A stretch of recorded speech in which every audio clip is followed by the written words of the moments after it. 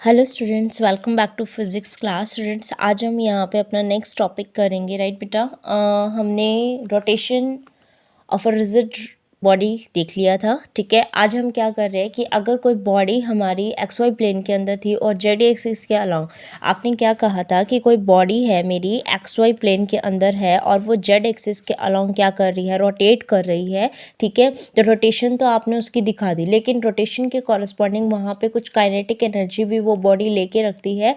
तो आज हमें क्या करना है, kinetic energy of rotation of a rigid body calculate करना है।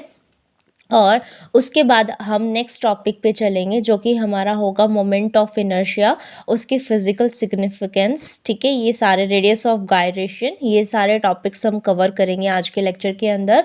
और फिर नेक्स्ट के अंदर जो जो एप्लीकेशंस आपकी मैंने बताई हैं, एक एक को कंसिडर करके और अपनी एप्लीकेशंस को कंप्लीट करने की कोशिश करेंगे। राइट, अगर थोड़ा बहुत नहीं हो पाता है तो आप उसको कर सकते हैं। ठीक है, इतना कुछ हार्ड एंड फास्ट रूल नहीं है कि हाँ मैम ही करवाएंगे, आप भी कर सकते हो वो, क्योंकि आपके कॉलेज में हुआ है वो, है ना।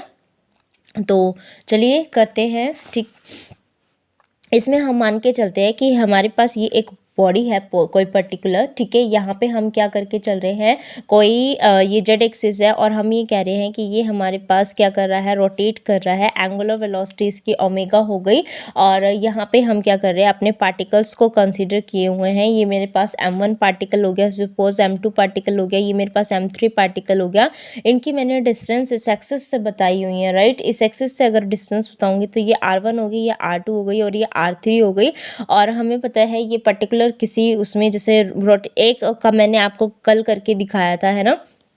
तो वो क्या करता है, इस एक्सिस के अलोंग सर्कल के उसमें क्या करता है, मूव करता है, जिससे उसका टेंजेंशियल कंपोनेंट तो जीरो हो जाता है, सिर्फ रेडियल कंपोनेंट आता है। और वहाँ पे वो उसकी वेलोसिटी को भी बताता है। तो ये इसकी वेलोसिटी v1 हो जाएगी, ये इसकी वेलोसिटी v2 हो जाएगी और ये इसकी वेलोसिटी कितनी हो जाएगी, अपनी v3 वेलोसिटी हो जाएगी। ठीक है, नीचे की साइड भी इसके उसमें, क्योंकि रोटेशन ऐसे हो रही है ना, तो ये वाली इस टाइप से हो जाएंगी। ठीक है, तो ये इसकी, ये हमारे पास वेलोसिटीज हो गई हैं और ये इसका एंगुलर वेलोसिटी होगी कि ये इस एक्सिस को ऐसे क्या करवा रहा है, रोटेट करवा रहा है। तो अब हमें इसके अंदर क्या बताना है, काइनेटिक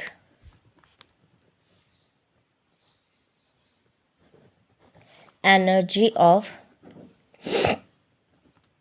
रोटेशन। तो यानी कि कोई बॉडी अगर रोटेट करता है तो उसके पास काइनेटिक एनर्जी आ जाती है। तो अगर उसके पास काइनेटिक एनर्जी आ रही है तो उसकी वैल्यू क्या होगी, ये हमें क्या करना है, कैलकुलेट करना है। तो सबसे पहले तो आपको पता है, अगर ये मोशन में है इसी वजह से उसकी काइनेटिक एनर्जी आई है, तो आप पहले काइनेटिक एनर्जी ऑफ रोटेशन को डिफाइन करेंगे। तो लिखेंगे kinetic energy of rotation of a body is the energy possessed by the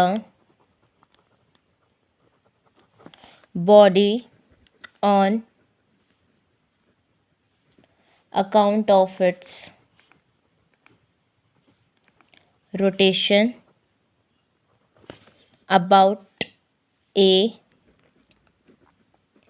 given axis. जो मैंने अभी बताया कि इस एक्सिस के अलॉन्ग ये कर रहा है, तो आप यही कंसीडर कर लो ना कि एक्स वाई प्लेन के अंदर मेरे पास कोई बॉडी थी जो कि जेड के अलॉन्ग रोटेट कर रही है, मैं यही कंसीडर कर रही हूँ। तो मेरे को फिगर दोबारा बनाने की जरूरत नहीं पड़ेगी। तो आप यही लिख लो कि let a rigid body rotating in XY plane about Z axis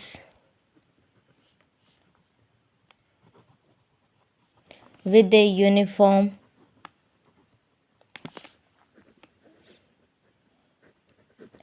angular velocity। ठीक है, तो अब हमें क्या करना है, ये पार्टिकल कंसीडर करने थे, उसका डिस्टेंस और उसके साथ में वेलोसिटी हम बता चुके हैं, वो लिखनी है। बेटा लिखने वाली चीज़ तो देखो लिखनी ही पड़ेगी ना।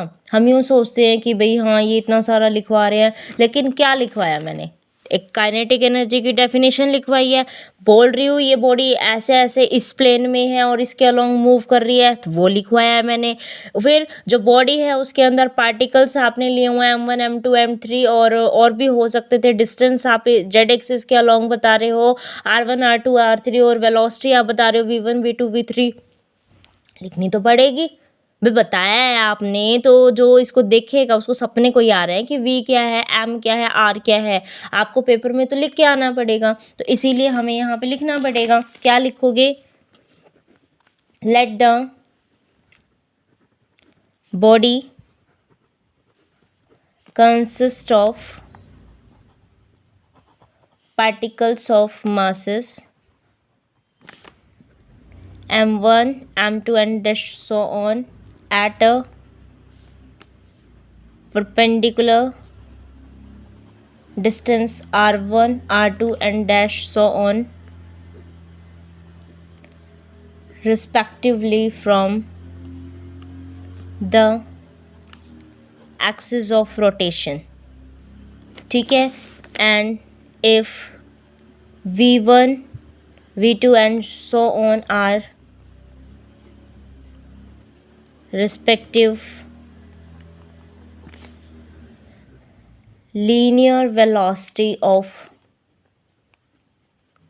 particles, then V1 को रिप्रेजेंट किया जा सकता है R1 ओमेगा से, क्योंकि ओमेगा एक फिक्स्ड एंगुलर वेलोसिटी यानी कि जिसके अलोंग मैं उस जेड एक्सिस को रोटेट करवा रही हूँ, तो ओमेगा फिक्स है, ठीक है। तो V1 is equal to R1 omega, V2 is equal to R2 omega and dash so on. तो जो काइनेटिक एनर्जी होती है हमारी फॉर M1 मास के लिए लेके चलो, फिर सबके लिए निकाल देंगे। Kinetic energy of particles of M1 masses कितना हो जाएगा आपका? हाफ ऑफ M1, V1 का स्क्वायर होता है, तो हाफ ऑफ M1 तो यहाँ हो गया। V1 की वैल्यू क्योंकि ये थी, तो R1 ओमेगा का होल स्क्वायर हो जाएगा। That means half of M1 R का स्क्वायर ओमेगा का स्क्वायर। तो for others we have half of M2, ये R1 हो जाएगा, ये R2 का square omega square, half of M3 R3 का square omega square and plus and so on. ये सारी क्या आ गई है? हमारी वेलोसिटीज़ आ गई हैं, ठीक है। ये सारी क्या आ गई? वेलोसिटी आ गई है यहाँ। अब आपको क्या करना है? इन सब का टोटल दिखाना है, क्योंकि हमें टोटल काइनेटिक एनर्जी बतानी है। So kinetic energy of rotation of body कितनी हो जाएगी? इन सब का एडिशन कर दो। हाफ ऑफ M1 R1 का square omega square, half of M2 R2 का square omega square and plus so on. यहाँ से हम क्या कर सकते हैं? हाफ ऑफ आपका ओमेगा स्क्वायर तो मैं बाहर कर देती हूँ, और ये M1 R1 का स्क्वायर, M2 R2 का स्क्वायर, ये M3 R3 का स्क्वायर, ये सारे रिपीट करेंगे। तो यहाँ समीशन लगा देती हूँ, I is equal to 1 to n उसमें, ठीक है। और ये कितना हो जाएगा? MI RI का स्क्वायर हो जाएगा, ठीक है। तो यहाँ पे हमारे पास ये जो टर्म आई है इसको बोलते हैं मोमेंट ऑफ इनर्शिया। तो काइनेटिक एनर्जी किसके इक्वल हो जाएगा? Half of I omega square के इक्वल आ जाएगा, ठीक है। काइनेटिक एनर्जी हमारा यही होता है, where I is equal to MI RI का square summation I is equal to 1 to n and is called moment of inertia, ठीक है। इसको ही हम क्या बोलते हैं? मोमेंट ऑफ इनर्शिया बोलते हैं, ठीक है। तो अब अपनी नेक्स्ट हेडिंग डाल लीजिए। Next heading moment of inertia. तो क्या हो जाएगा बेटा? मोमेंट ऑफ इनर्शिया जस्ट एक प्रोडक्ट है जो डिस्टेंस ले रखा था उसके स्क्वायर का, किसके साथ? उस बॉडी उस पार्टिकल के मास के साथ। यही प्रोडक्शन ही क्या कहलाती है? हमारी मोमेंट ऑफ इनर्शिया कहलाती है। तो इसको डिफाइन करिएगा। और यहाँ ये सब का क्या कर रहा है? एक एक इंडिविजुअल उसका सम भी कर रहा है, क्योंकि समीशन भी लगाया आपने। तो समीशन के साथ बताओगे कि it is defined as the आप किसी पर्टिकुलर एक्सिस पे बताते हो ना, तो एक्सिस के अलोंग ही लिख दो इसको, ठीक है। एक्सिस के अलोंग लिख दो कि we define moment of inertia of a body about a given axis as sum of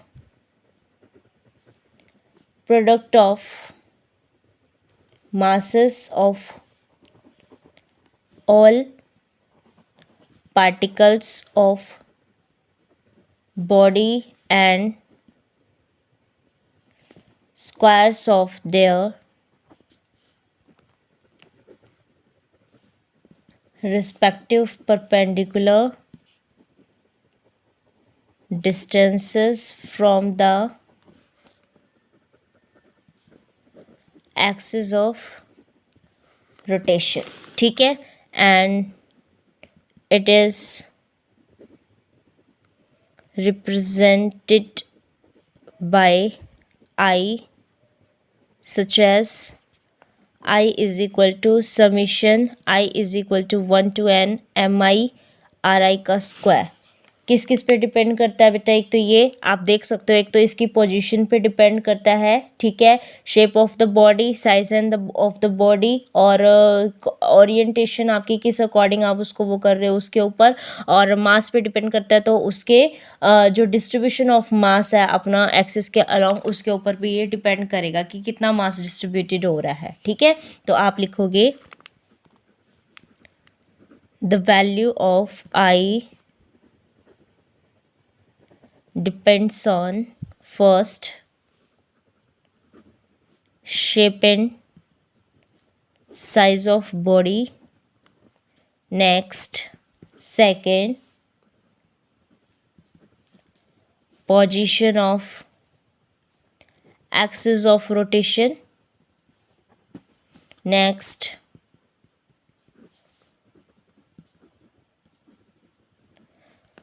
distribution of mass of body about the axis of rotation। ठीक है, तो ये हमारे पास क्या हो गया, पूरा फॉर्मूला हो गया। और आपने एक चीज़ देखी होगी वहाँ पे कि हमारे पास जो काइनेटिक एनर्जी आई थी वो हमारे पास half of I omega square के इक्वल थी। अगर मैं आई को कितना रख दूँ, ओमेगा को मैं 1 रख देती, ठीक है, क्योंकि ओमेगा तो मेरा फिक्स है। ठीक है, अगर ओमेगा फिक्स है तो यहाँ से आई किसके इक्वल हो जाएगा, twice time of kinetic energy के इक्वल हो जाएगा। तो आप बोल सकते हो कि हमारा जो मोमेंट ऑफ इनर्शिया होता है, ठीक है, किसी भी पर्टिकुलर एक्सिस पे, वो हमारा काइनेटिक एनर्जी ऑफ रोटेशन के उसमें क्या होता है, रोटेशन ऑफ बॉडी जो कि पर्टिकुलर किसी यूनिट एंगुलर वेलोसिटी से मूव कर रही होगी, वो उसकी क्या होता है, ट्वाइस के इक्वल होता है। ठीक है, तो आप इसके अंदर बता सकते हो। उसके बाद आप लिखिए physical significance of moment of inertia. Physical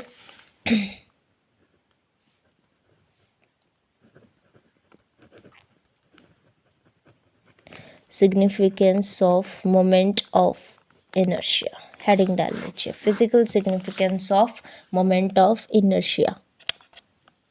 ठीक है, तो देखो इसके अंदर आप क्या करते हैं, आप ध्यान से देखना। ठीक है, आपके पास जो काइनेटिक एनर्जी आई थी, ठीक है, अगर सिंपल लेके चलते हैं ट्रांसलेशन उसमें, तो half of M V square होता है। इसके अंदर लेके चली तो half of I omega square है। ठीक है, half of M V square, half of I omega square, यही दोनों आ रहे हैं। अब हमें ये पता है कि अगर वी जो है वो हमारा रिलेटेड होता है ओमेगा से, क्योंकि V is equal to R omega होता है। ठीक है, इसका मतलब मैं समथिंग एनालॉगी बता सकती हूँ लीनियर वेलोसिटी को एंगुलर वेलोसिटी से।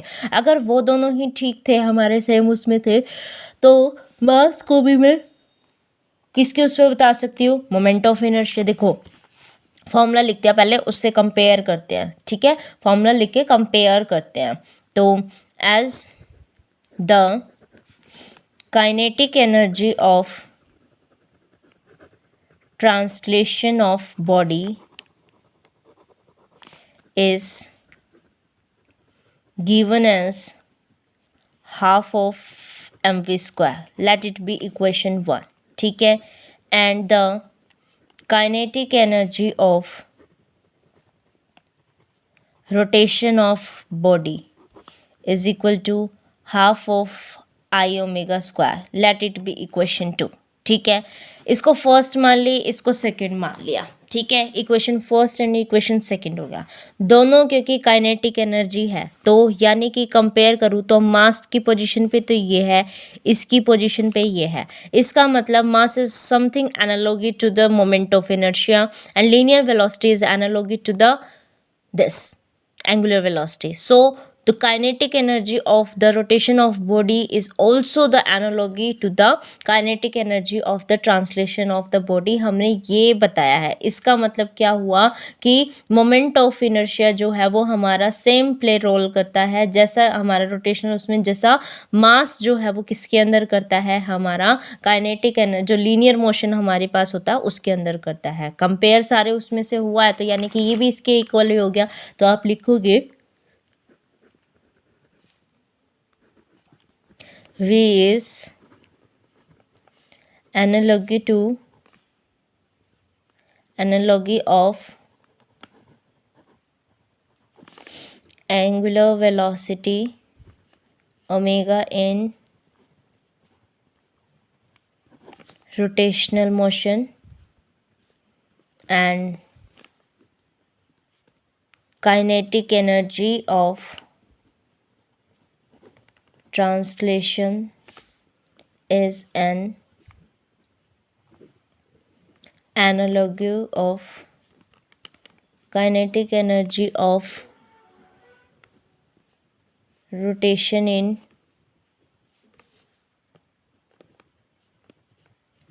rotational motion।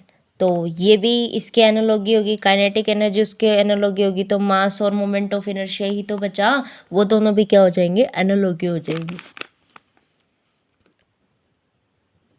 Hence mass m of body is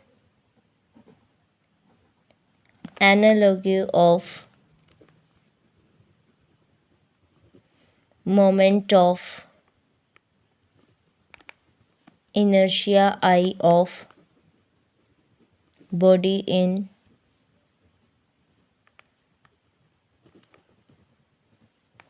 rotational motion. ठीक है, तो हमने जो इसके अंदर फिजिकल सिग्निफिकेंस निकाली है वो ये निकाली है कि एम एक्चुअली में किसके एनालॉगी होती है, अपने मोमेंट जो अपना मोमेंट ऑफ इनर्शिया उसके जैसा होता है। तो यानी कि आई वैसा ही रोल करता है जैसा किसी बॉडी में उसका मास करता है। ठीक है, तो यहाँ लिख लीजिए hence we conclude that I play same role in rotational motion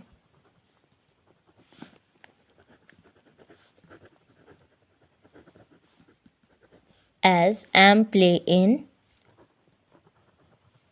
linear motion। ठीक है, तो यहाँ तक अपना ये हो गया है। हमने क्या बता दिया, इसका फिज़िकल सिग्निफिकेंस जो है वो बता दी है। ठीक है, अब फिज़िकल सिग्निफिकेंस के बाद हमें क्या पता होना चाहिए, इसकी यूनिट भी पता होनी चाहिए। ठीक है, तो आप यूनिट बता दीजिए। आपको पता है I is equal to M R square होता है, मास तो kg के अंदर होता है, r डिस्टेंस में होता है। ठीक है, और डिस्टेंस का कितना हो जाएगा, अपना मीटर स्क्वायर हो जाएगा। ठीक है, तो जिसकी वजह से हमारे पास कितनी हो जाएगी, अपनी kg मीटर स्क्वायर हो जाएगा। और अगर मैं डायमेंशंस की बात करूं तो डायमेंशंस की अगर बात करेंगे तो m तो 1 हो जाएगा, क्योंकि टाइम की कोई वो नहीं है। तो l तो t तो 0 हो जाएगा और l 2 हो जाएगा। तो m1 l2 t0 हमारे पास हो जाएगा। ठीक है, तो ये हमने इसका बता दिया। अब आप चलिए नेक्स्ट अपने टॉपिक के ऊपर, रेडियस ऑफ गायरेशन के ऊपर। ठीक है,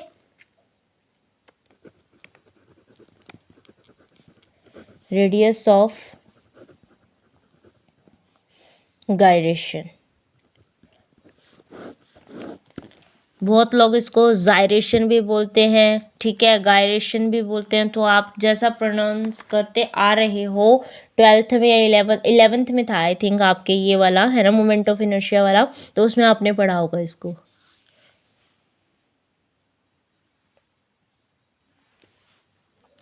तो जिस टाइप की नोटेशन आप इसको देना चाहो आप दे सकते हो, ठीक है। तो मतलब इसका प्रोनाउंसिएशन कैसा भी करना चाहो कर सकते हो। तो देखो अब हमने इसके अंदर क्या कहा है, रेडियस ऑफ गायरेशन करना है, ठीक है। मास तो सबका टोटल होके m आ गया, लेकिन जो परपेंडिकुलर डिस्टेंसेस है अगर उनका मीन कर दिया जाए ना तो खाली उस पोर्शन को क्या बोला जाता है, रेडियस ऑफ गायरेशन बोला जाता है, ठीक है। मैं लिखती हूँ, लिखते लिखते ही आपको समझ भी आ जाएगा, ठीक है। लिखने से उसको समझ भी आ जाएगा कि जो परपेंडिकुलर डिस्टेंसेस पे कोई पर्टिकुलर डिस्टेंस ले रही है उसके परपेंडिकुलर डिस्टेंसेस पे जितना डिस्ट्रीब्यूशन हो रहा है उन सब का जो डिस्टेंस हमारे पास है अगर उनका मैं मीन कर दूँ, उनके स्क्वायर का मीन कर दूँ, ठीक है, तो वो किसके इक्वल आता है, मेरा आपके रेडियस ऑफ गायरेशन के इक्वल आता है, ठीक है। इसको लिखवाती हूँ तो आपको समझ में आ जाएगा। देखो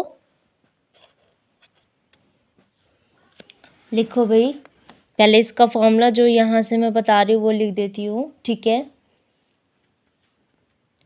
the radius of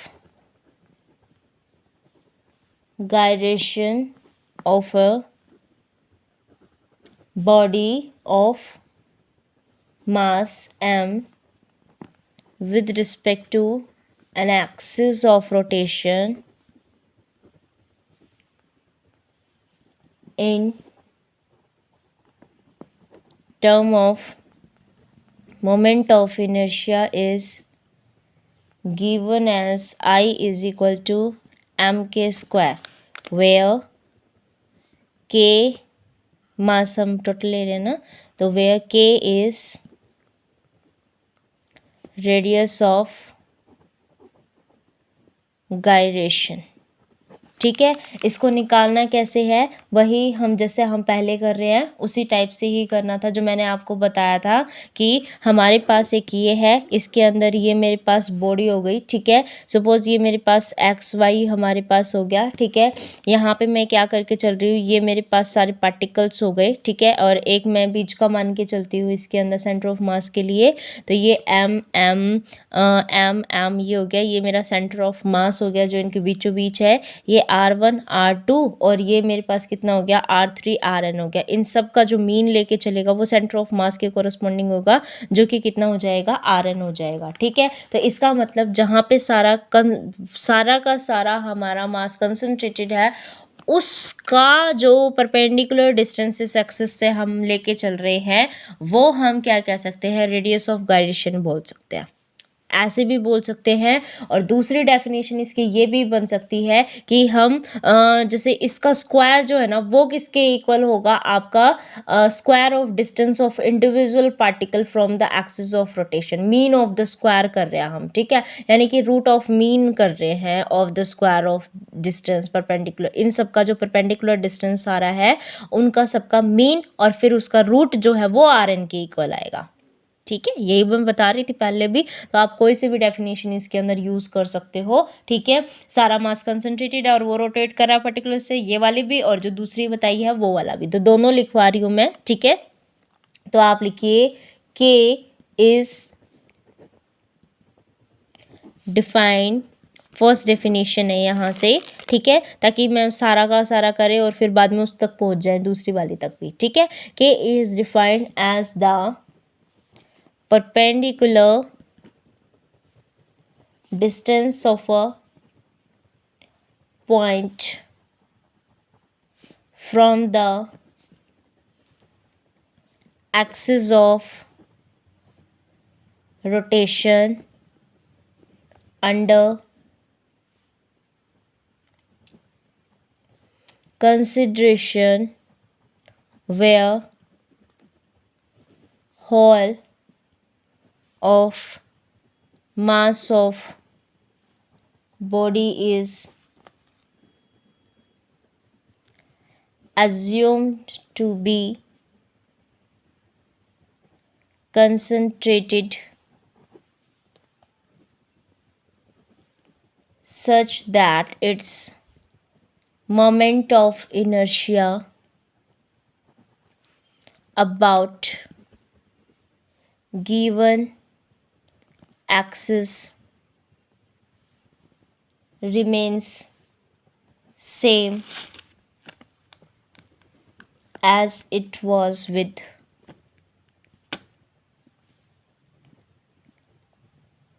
actual distribution of mass. ठीक है, इसका मतलब क्या हुआ कि टोटल अगर हम कर रहे हैं तो टोटल मोमेंट ऑफ इनर्शिया उन सबका सम जितना आता था उतना ही आ रहा है।